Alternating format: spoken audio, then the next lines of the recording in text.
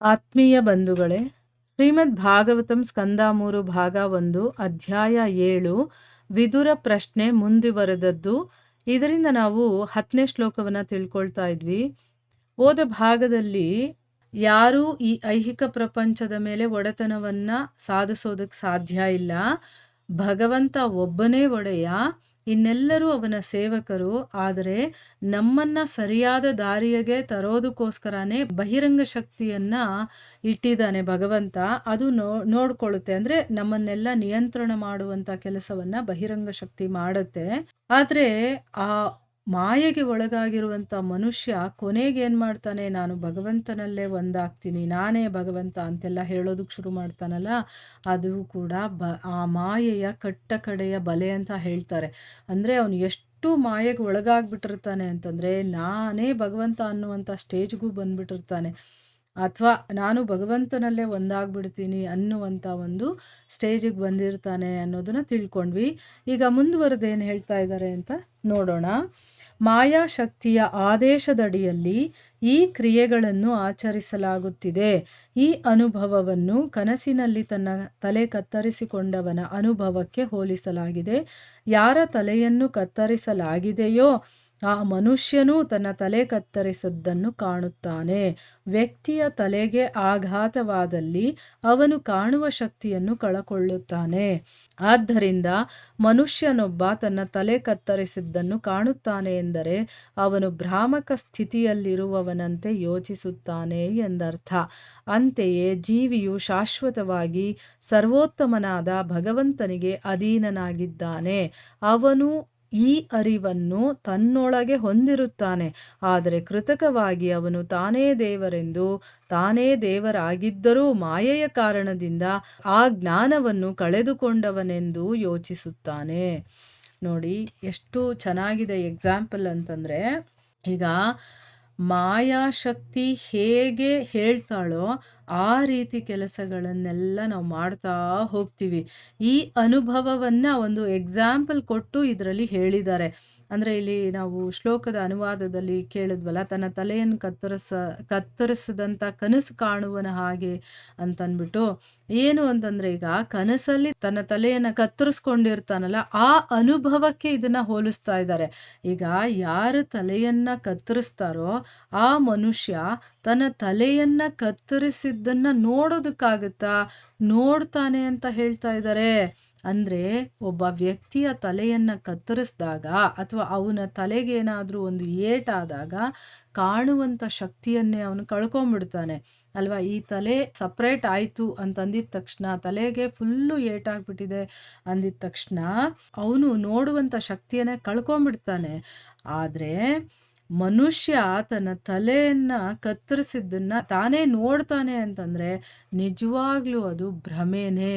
ಈಗ ಕನಸಲ್ಲಿ ನೋಡೋದೆಲ್ಲ ನಾವು ಭ್ರಮೆನೇ, ಅದು ವಾಸ್ತವ ಆಗೋದಕ್ಕೆ ಸಾಧ್ಯನೇ ಇಲ್ಲ ಅಲ್ವಾ. ಅದೇ ರೀತಿ ಜೀವಿ ಶಾಶ್ವತವಾಗಿ ಭಗವಂತನಿಗೆ ಅಧೀನನಾಗಿದ್ದಾನೆ. ನಾವು ಯಾವತ್ತೂ ಭಗವಂತನಿಗೆ ಒಡೆಯನಾಗೋದಕ್ಕೆ ಸಾಧ್ಯ ಇಲ್ಲ. ನಾವು ಭಗವಂತನ ಅಧೀನರು. ಆದರೆ ಇದು ಅವನಿಗೆ ಒಳಗಡೆಯಿಂದ ಗೊತ್ತಿರುತ್ತೆ, ಇದು ಚೆನ್ನಾಗಿ ಅವನು ತಿಳ್ಕೊಂಡಿರ್ತಾನೆ. ಆದರೆ ಹೊರಗಡೆಯಿಂದ ಅವನೇನು ಮಾಡ್ತಾ ಇರ್ತಾನೆ, ನಾನೇ ದೇವರು, ಆದರೆ ದೇವರಾಗಿದ್ದರೂ ಕೂಡ ಮಾಯೆಯ ಕಾರಣದಿಂದ ನಾನು ಈ ಜ್ಞಾನವನ್ನು ಕಳ್ಕೊಂಡಿದ್ದೀನಿ ಅಂತಂದ್ಬಿಟ್ಟು ಅವನು ಯೋಚನೆ ಮಾಡ್ತಾನೆ. ಎಂಥ ವಿಚಿತ್ರ ನೋಡಿ. ಭಗವಂತ ಅಂತಂದಮೇಲೆ ಎಲ್ಲ ಅವನ ಅಧೀನದಲ್ಲಿರಬೇಕು. ಅವನ ಮೇಲೆ ಮಾಯೆ ಆವರಿಸುತ್ತೆ ಅಂತಂದರೆ ಅವನು ಭಗವಂತ ಆಗೋದಕ್ಕೆ ಸಾಧ್ಯನೇ ಇಲ್ಲ. ಸೊ ಇಲ್ಲಿ ಯಾರು ಭ್ರಮೆಗೆ ಒಳಗಾಗಿರ್ತಾರೋ ಅಂಥವರು ಮಾತ್ರ ಈ ರೀತಿ ಮಾತಾಡೋದಕ್ಕೆ ಸಾಧ್ಯ. ಈಗ ನಾನೇ ಭಗವಂತ, ಆದರೆ ನನ್ನ ಮೇಲೆ ಮಾಯೆ ಆವರಿಸ್ಕೊಂಡ್ಬಿಟ್ಟಿದೆ, ಅದಕ್ಕೋಸ್ಕರ ನಾನು ಜ್ಞಾನವನ್ನು ಕಳ್ಕೊಂಡ್ಬಿಟ್ಟಿದ್ದೀನಿ ಅಂತ ಅವನು ಆ ರೀತಿ ಯೋಚನೆ ಮಾಡ್ಕೊಳ್ತಾನೆ.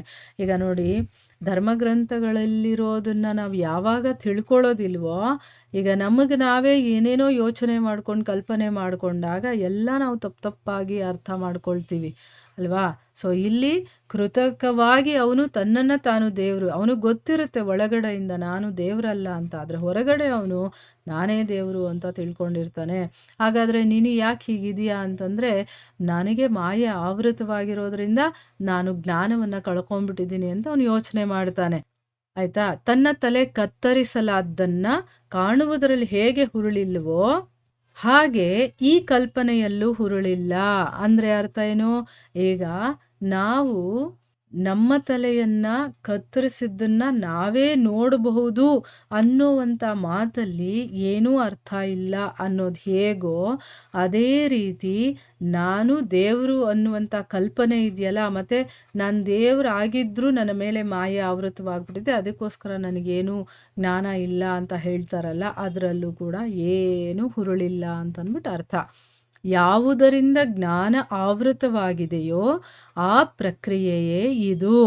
ಜೀವಿಯ ಈ ಕೃತ್ರಿಮ ಪ್ರತಿರೋಧಕ ಸ್ಥಿತಿಯು ಅವನಿಗೆ ಎಲ್ಲ ರೀತಿಯಿಂದ ಕಷ್ಟದಾಯಕವಾದ್ದರಿಂದಲೇ ಭಗವಂತನ ಭಕ್ತನಾಗಿ ಸಹಜ ಬದುಕನ್ನು ಕಳೆಯಬೇಕು ಮತ್ತು ದೇವರಾಗುವ ಕುಕಲ್ಪನೆಯಿಂದ ಬಿಡುಗಡೆ ಹೊಂದಬೇಕು ಎಂಬುದು ಸ್ವಯಂ ವೇದ್ಯವಾಗಿದೆ. ನೋಡಿ, ಇಲ್ಲೇನು ಹೇಳ್ತಾ ಇದ್ದಾರೆ ಅಂತಂದರೆ, ಈಗ ಯಾವುದರಿಂದ ಜ್ಞಾನ ಆವೃತವಾಗಿದೆಯೋ ಅಂದರೆ ಇದೆಲ್ಲ ಮಾಯೆಯಿಂದ ಆಗ್ತಾ ಇರೋದು. ಸೊ ಈ ರೀತಿ ಒಂದು ಪ್ರತಿರೋಧಕ ಸ್ಥಿತಿ ಅಂದರೆ ಭಗವಂತನ ಬಗ್ಗೆ ವಿರುದ್ಧವಾಗಿ ನಾವು ಯೋಚನೆ ಮಾಡೋದ್ರಿಂದನೇ ಎಲ್ಲ ರೀತಿಯಾದಂತಹ ಕಷ್ಟಗಳು ನಮಗೆ ಬರುವಂಥದ್ದು. ಇದರಿಂದ ನಾವು ಹೊರಗಡೆ ಬರಬೇಕು ಅಂತಂದರೆ ಏನು ಮಾಡಬೇಕು? ತುಂಬ ಸಿಂಪಲ್ ಆಗಿರುವಂಥ ಒಂದು ವಿಧಾನ. ಅದೇನು? ಭಗವಂತನ ಭಕ್ತರಾಗಬೇಕು. ಸಹಜವಾಗಿ ನಾವು ನಮ್ಮ ಬದುಕನ್ನು ನಡೆಸಬೇಕು. ನಾವು ಭಗವಂತನಿಗೆ ಶರಣಾಗತಿಯಾಗಿ ಅವನ ಸೇವೆ ಮಾಡಿಕೊಂಡು ಅವನನ್ನೇ ಸರ್ವಸ್ವ ಅಂದ್ಕೊಂಡು ಅವನ ಸೇವಕರು ನಾವು ಅಂದ್ಕೊಂಡು ಅವನ ಸೇವೆ ಮಾಡ್ತಾ ನಮ್ಮ ಬದುಕನ್ನು ಕಳೆಯೋದಿದೆಯಲ್ಲ ಅದು. ಮತ್ತು ದೇವರ ಆಗಬೇಕು ಅನ್ನುವಂಥ ಕಲ್ಪನೆ ಇದೆಯಲ್ಲ, ಅದರಿಂದ ನಾವು ಹೊರಗಡೆ ಬರಬಹುದು ಅನ್ನೋದು ಇದು ಸಾಮಾನ್ಯವಾಗಿ ಎಲ್ಲರಿಗೂ ಅರ್ಥ ಆಗುವಂಥ ಒಂದು ವಿಚಾರ. ತಾನೇ ದೇವರೆಂದು ಯೋಚಿಸುವ ಹುಸಿ ಮೋಕ್ಷವೇನಿದೆಯೋ ಅದು ಜೀವಿಗಳನ್ನು ಬಲೆಗೆ ಬೀಳಿಸುವ ಅವಿದ್ಯೆಯ ಅಂತಿಮ ಪ್ರತಿಕ್ರಿಯೆಯಾಗಿದೆ. ನೋಡಿದ್ರ, ಇಲ್ಲಿ ನಾನೇ ದೇವರು ಅಂತ ಯೋಚನೆ ಮಾಡ್ತಾನಲ್ಲ, ಅದು ಮೋಕ್ಷ ಅಂತ ತಿಳ್ಕೊಂಡಿದ್ದಾನ ಅವನು. ಆದರೆ ಅದು ಸುಳ್ಳು ಅಂತ ಹೇಳ್ತಾ ಇದ್ದಾರೆ. ಅದು ನಿಜವಾಗ್ಲೂ ಹೇಳಬೇಕು ಅಂತಂದರೆ ಒಬ್ಬ ಜೀವಿಯನ್ನು ಬಲೆಗೆ ಬೀಳಿಸೋದಕ್ಕೆ ಈ ಅವಿದ್ಯೆ ಅನ್ನುವಂಥದ್ದು ಮಾಡುವಂತಹ ಅಂತಿಮ ಪ್ರತಿಕ್ರಿಯೆ ಅಂತ ಹೇಳ್ತಾ ಇದ್ದಾರೆ. ಅಂದರೆ ಮಾಯೆ ನಮಗೆ ಕೊನೆ ಗಾಳ ಬೀಸೋದು ಯಾವುದು ಅಂತಂದರೆ ನಾನೇ ದೇವರು ಅಂತ ಹೇಳ್ಕೊಳ್ಳೋದು. ಆಯಿತಾ? ಅದಕ್ಕೋಸ್ಕರ ಯಾರಾದರೂ ಸಾಮಾನ್ಯ ಮನುಷ್ಯರು ನಾನೇ ದೇವರು ಅಂತಂದಾಗ ಅವರು ಕಂಪ್ಲೀಟು ಮಾಯೆಯಲ್ಲಿ ಮುಳುಗೋಗಿದ್ದಾರೆ ಅಂತ ನಾವು ತಿಳ್ಕೋಬೇಕು. ಒಟ್ಟಾರೆ ಸಾರ ಇಷ್ಟು: ಭಗವಂತನ ಶಾಶ್ವತ ಅಲೌಕಿಕ ಸೇವೆಯಿಂದ ವಿಮುಖನಾದ ಜೀವಿಯು ನಾನಾ ರೀತಿಯಲ್ಲಿ ಮಾಯಾಮೋಹಿತನಾಗಿರುತ್ತಾನೆ. ಅವನ ಬದ್ಧ ಸ್ಥಿತಿಯಲ್ಲೂ ಅವನು ಭಗವಂತನ ಶಾಶ್ವತ ದಾಸನಾಗಿರುತ್ತಾನೆ. ಮಾಯೆಯ ಅಧೀನದಲ್ಲಿ ಆತನ ದಾಸ್ಯ ಕೂಡ ಆತನ ಶಾಶ್ವತ ದಾಸ್ಯ ಸ್ಥಿತಿಯ ಅಭಿವ್ಯಕ್ತಿಯೇ ಆಗಿದೆ. ಅಂದರೆ ಇಲ್ಲಿ ಇಷ್ಟೆಲ್ಲ ನಾವು ತಿಳ್ಕೊಳ್ಳೋದ್ರಿಂದ ಏನು ಒಂದು ಸಾರ ಸಿಗುತ್ತೆ ಅಂತಂದರೆ, ಭಗವಂತನ ಶಾಶ್ವತ ಅಲೌಕಿಕ ಸೇವೆ ಅಂದರೆ ಏನು? ನಾವು ಅಲೌಕಿಕ ಜಗತ್ತಲ್ಲಿದ್ದಂಥವ್ರು, ಆಧ್ಯಾತ್ಮಿಕ ಜಗತ್ತಲ್ಲಿದ್ದಂಥವ್ರು. ಆದರೆ ಅವನ ಅಲೌಕಿಕ ಸೇವೆಯನ್ನು ಮಾಡ್ತಾ ಇರಬೇಕಾದ್ರೆ ಅಲ್ಲಿಂದ ವಿಮುಖರಾಗ್ಬಿಟ್ಟಿದ್ದೀವಿ. ಅಂದರೆ ಏನು? ಮಾಡಲ್ಲ, ನಾನೇ ಒಡೆಯ ಆಗಬೇಕು ಅನ್ನೋ ಯೋಚನೆ ನಮ್ಮಲ್ಲಿ ಬಂದ್ಬಿಡುತ್ತಲ್ಲ, ಅಲ್ಲಿಂದ ಏನಾಯಿತು? ಬೇರೆ ರೀತಿಯಲ್ಲಿ ನಾವು ಮಾಯೆಗೆ ಒಳಗಾಗಿದ್ದೀವಿ. ಆ ರೀತಿಯ ಒಂದು ಬದ್ಧ ಸ್ಥಿತಿಯಲ್ಲೂ ಕೂಡ ನಾವು ಆ ಭಗವಂತನ ಶಾಶ್ವತ ದಾಸರಾಗಿರ್ತೀವಿ. ಅಂದರೆ ಅರ್ಥ ಏನು? ಈಗ ಇಲ್ಲೂ ಕೂಡ ನಾವು ಬದ್ಧ ಸ್ಥಿತಿಯಲ್ಲಿ ಇದ್ದೀವಲ್ವಪ್ಪ, ಇಲ್ಲೇನಾದರೂ ನಾವು ಒಡೆತನವನ್ನು ಅನುಭವಿಸ್ತಾ ಇದ್ದೀವಾ? ಈಗ ನಾನು ಹೇಳ್ಬೋದು, ನಾನು ಮನೆಗೆ ಒಡತಿ, ನಾನು ಎಲ್ಲ ಮೇಂಟೈನ್ ಮಾಡ್ತಾ ಇರೋಳು, ಈ ಮನೆಯನ್ನು ನಡೆಸ್ತಾ ಇರೋಳು ನಾನು ಹೇಳಿದಾಗ ಇವರೆಲ್ಲ ಕೇಳ್ತಾ ಇದ್ದಾರೆ ಅಂತ ನಮಗನ್ನಿಸ್ಬೋದು. ಸ್ವಲ್ಪ ಯೋಚನೆ ಮಾಡಿ ನೋಡಿದಾಗ ನಮಗೆ ಗೊತ್ತಾಗುತ್ತೆ ನಾವು ಇಂಡೈರೆಕ್ಟಾಗಿ ದಾಸ್ಯತ್ವವನ್ನೇ ಮಾಡ್ತಾ ಇರೋದು. ಈಗ ನಾನು ಮನೆಗೆ ಒಡತಿ ಅಂತಂದಾಗ ಎಲ್ಲವನ್ನ ನೋಡ್ಕೊಳ್ಳುವಂಥ ಜವಾಬ್ದಾರಿ ನನ್ನ ಮೇಲಿರುತ್ತೆ ಅಲ್ವಾ? ಯಾರ್ಯಾರು ಏನೇನು ತಗೋಬೇಕು, ಏನೇನು ಊಟ ಮಾಡಬೇಕು, ಅಥವಾ ಮನೆಗೆ ಏನು ತಂದು ಹಾಕಬೇಕು ಬೇಡ, ಇದು ಕೆಲಸ ಆಯಿತು ತಾನೇ. ಅವರ ಸೇವೆನ ಇಂಡೈರೆಕ್ಟಾಗಿ ಮಾಡ್ತಾ ಇದೆಯಾ ಅಂದರೆ ಭಗವಂತನ ಸೇವೆಯನ್ನೇ ನಾವು ಇಲ್ಲೂ ಮಾಡ್ತಿದ್ದೀವಿ, ಆದರೆ ಅದು ಇಂಡೈರೆಕ್ಟಾಗಿ ನಡೀತಾ ಇರುತ್ತೆ. ಅಲ್ಲೂ ಕೂಡ ದಾಸ್ಯತ್ವನೇ ಮಾಡ್ತಾ ಇರೋದು. ಈಗ ಮನೆಗೆ ಒಡೆಯ ತಂದೆ ಅಂತಂದರೆ ಅವನು ದುಡಿದು ತಂದು ಹಾಕ್ತಾನೆ, ಅಂದರೆ ನಮ್ಮ ಸೇವೆ ಮಾಡ್ತಿದ್ದಾನೆ ಅವನು. ಆದರೆ ನಮಗೆ ಗೊತ್ತಿಲ್ಲ ಅಷ್ಟೇ. ನಾವು ಅಂದ್ಕೊಂಡಿರ್ತೀವಿ ನಾನೇ ಒಡೆಯ ಅಂತಂದ್ಬಿಟ್ಟು. ಈಗ ಈ ದೇಶದ ಪ್ರಧಾನಿ ಆಗಿರ್ಬೋದು, ಪ್ರೆಸಿಡೆಂಟ್ ಆಗಿರಬಹುದು, ನಾನು ಈ ದೇಶದ ಒಡೆಯ ಅಂತ ಹೇಳ್ತೀವಿ. ಅಥವಾ ಒಬ್ಬ ರಾಜ ಆಗಿರಬಹುದು, ನಾನು ರಾಜ ಅಂತ ಹೇಳ್ತೀನಿ. ರಾಜನ ಕರ್ತವ್ಯಗಳು ಕೂಡ ಇರುತ್ತೆ. ಅವನು ಕೂಡ ಎಲ್ಲ ಪ್ರಜೆಗಳನ್ನು ಸುಖವಾಗಿ ನೋಡ್ಕೋಬೇಕು, ಎಲ್ಲರಿಗೂ ಏನಾದರೂ ತೊಂದರೆಗಳಿದೆಯಾ, ಏನಾದರೂ ನೋವುಗಳಿದೆಯಾ ಎಲ್ಲ ನೋಡ್ತಾ ಇರ್ತಾನಲ್ವಾ. ಅವನೂ ಕೂಡ ದಾಸ್ಯತ್ವವನ್ನೇ ಮಾಡ್ತಾ ಇರೋದು. ಅದು ಕೂಡ ಭಗವಂತನ ದಾಸ್ಯತ್ವನೇ. ಯಾಕೆ ಅಂತಂದರೆ ಈ ಇಡೀ ಸೃಷ್ಟಿ ಅವಂದೇ ಅಂತಂದಮೇಲೆ ಅದರಲ್ಲಿರುವಂಥ ಪ್ರಜೆಗಳನ್ನು ನೋಡ್ಕೊಳ್ಳೋದಾಗಿರ್ಬೋದು, ಮನೆಯಲ್ಲಿರುವಂಥ ಜನಗಳನ್ನು ನೋಡ್ಕೊಳ್ಳೋದಾಗಿರಬಹುದು, ಎಲ್ಲವೂ ಕೂಡ ಭಗವಂತನ ಕೆಲಸನೇ. ಅವನು ಸೃಷ್ಟಿ ಮಾಡಿರುವಂಥ ಜೀವಿಗಳನ್ನು ನೋಡ್ಕೊಳ್ತಾ ಇರೋದಲ್ವಾ. ಏನು ಬೇಡ, ಮನೆಯಲ್ಲಿ ಒಂದು ನಾಯಿ ಸಾಕಿರ್ತೀರಾ, ಆ ನಾಯಿಯನ್ನು ನೋಡ್ಕೊಳ್ಳೋದು ಒಂದು ದಾಸ್ಯತ್ವ ಅಲ್ವಾ. ನಾನು ನಾಯಿಗೆ ಒಡೆಯ ಅಂತಂದರೆ ಅದಕ್ಕೇನು ಬೇಕೋ ಬೇಡವೋ ಅದನ್ನೆಲ್ಲ ನೋಡ್ಕೊಳ್ಳೋ ಜವಾಬ್ದಾರಿ ನಿನ್ನ ಮೇಲಿದೆ ಅಲ್ವಾ. ಅದು ಕೂಡ ದಾಸ್ಯತ್ವನೇ. ಅದು ಭಗವಂತನಿಂದ ಬಂದಿರುವಂಥ ಒಂದು ಜೀವಿ ಆಗಿರೋದ್ರಿಂದ ಅದನ್ನು ನೋಡ್ಕೊಳ್ತಾ ಇದೆಯಾ ಅಂತಂದರೆ ಇಂಡೈರೆಕ್ಟಾಗಿ ಭಗವಂತನಿಗೆ ನೀನು ದಾಸನಾಗಿದೆಯಾ. ಅಲ್ಲೂ ಕೂಡ ದಾಸತ್ವವನ್ನು ಮಾಡ್ತಾ ಇದ್ದೀವಿ. ಆದರೆ ನಾವು ಅಂದ್ಕೊಳ್ಳೋದು ಏನು ಅಂತಂದರೆ ನಾನು ಒಡೆಯ ಅಂತಂದ್ಬಿಟ್ಟು. ಅದು ತಪ್ಪು. ಮಾಯೆಯ ಅಧೀನದಲ್ಲಿ ಆತನ ದಾಸ್ಯ ಕೂಡ ಆತನ ಶಾಶ್ವತ ದಾಸ್ಯ ಸ್ಥಿತಿಯ ಅಭಿವ್ಯಕ್ತಿಯೇ ಆಗಿದೆ. ಆತನು ಭಗವಂತನ ಸೇವೆಯ ವಿರುದ್ಧ ಪ್ರತಿರೋಧವನ್ನೊಡ್ಡಿದ್ದರಿಂದಲೇ ಆತನನ್ನು ಮಾಯೆಯ ಸೇವೆಗೆ ತೊಡಗಿಸಲಾಗಿದೆ. ಆಗಲೂ ಆತನು ಸೇವೆಗೈಯುತ್ತಿರುತ್ತಾನೆ, ಆದರೆ ಅದು ವಿಕೃತ ರೀತಿಯದ್ದಾಗಿರುತ್ತದಷ್ಟೇ. ಅಂದರೆ ಅರ್ಥ ಏನು? ಈಗ ನಾವು ಭಗವಂತನ ದಾಸ್ಯತ್ವ ಮಾಡಲ್ಲ ಅಂತ ನಾವು ಅವನಿಗೆ ವಿಮುಖರಾಗಿದ್ದರಿಂದ ನಾನು ಮಾಡಲ್ಲ ಅಂತ ಅಲ್ಲಿ ನಾವು ಪ್ರತಿರೋಧವನ್ನು ಮಾಡ್ತೀವಿ. ಅದಕ್ಕೋಸ್ಕರ ಭಗವಂತ ಏನು ಮಾಡ್ತಾನೆ, ನನ್ನನ್ನು ಡೈರೆಕ್ಟಾಗಿ ನೀನು ಸೇವೆ ಮಾಡಲ್ಲ ತಾನೇ, ಹೋಗು, ನನ್ನ ಐಹಿಕ ಶಕ್ತಿ ಇದ್ದಾಳೆ, ಅವಳ ಸೇವೆ ನೀನು ಮಾಡು ಅಂತಂದ್ಬಿಟ್ಟು ಇಲ್ಲೇನು ಮಾಡ್ತಾ ಇದ್ದೀವಿ, ಈ ಐಹಿಕ ಪ್ರಪಂಚದಲ್ಲಿರುವವರ ಸೇವೆಯನ್ನು ಮಾಡ್ತಾ ಇದ್ದೀವಿ. ಅಂದರೆ ಆ ಆಧ್ಯಾತ್ಮಿಕದ ವಿಕೃತ ರೀತಿ ಅಷ್ಟೇನೆ ಇದು.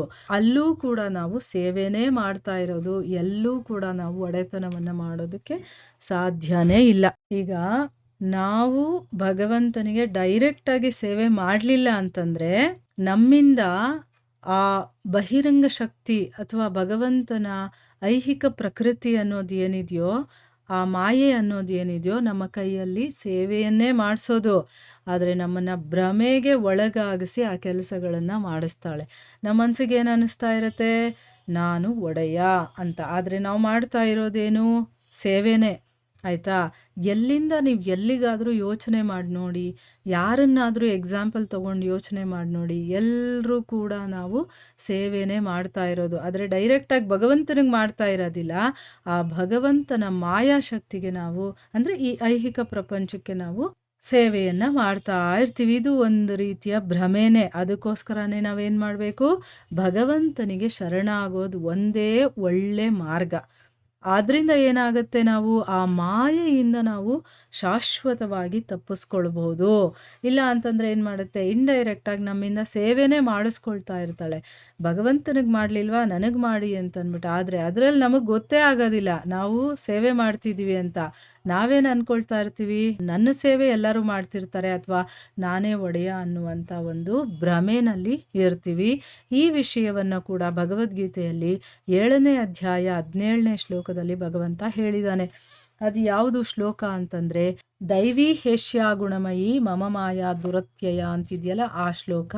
ಅದರಲ್ಲಿ ಏನು ಹೇಳ್ತಾನೆ ಭಗವಂತ ಅಂತಂದರೆ, ಐಹಿಕ ಪ್ರಕೃತಿಯ 3 ಗುಣಗಳಿಂದ ಆಗಿರುವಂಥ ಈ ನನ್ನ ದೈವಿ ಶಕ್ತಿಯನ್ನು ಮೀರೋದು ಬಹಳ ಕಷ್ಟ. ಆದರೆ ನನಗೆ ಶರಣಾಗತರಾಗ್ತಾರಲ್ಲ ಅವರು ಅದನ್ನು ಸುಲಭವಾಗಿ ದಾಟ್ಕೊಂಡು ಹೋಗ್ಬೋದು ಅಂತ ಭಗವಂತ ಹೇಳಿದ್ದಾನೆ. ನೋಡಿದ್ರ, ಭಗವಂತ ಸ್ವಯಂ ಹೇಳಿದ್ದಾನೆ, ನನ್ನ ಈ ಒಂದು ಮಾಯಾಶಕ್ತಿಯನ್ನು ದಾಟೋದು ತುಂಬಾ ಕಷ್ಟ.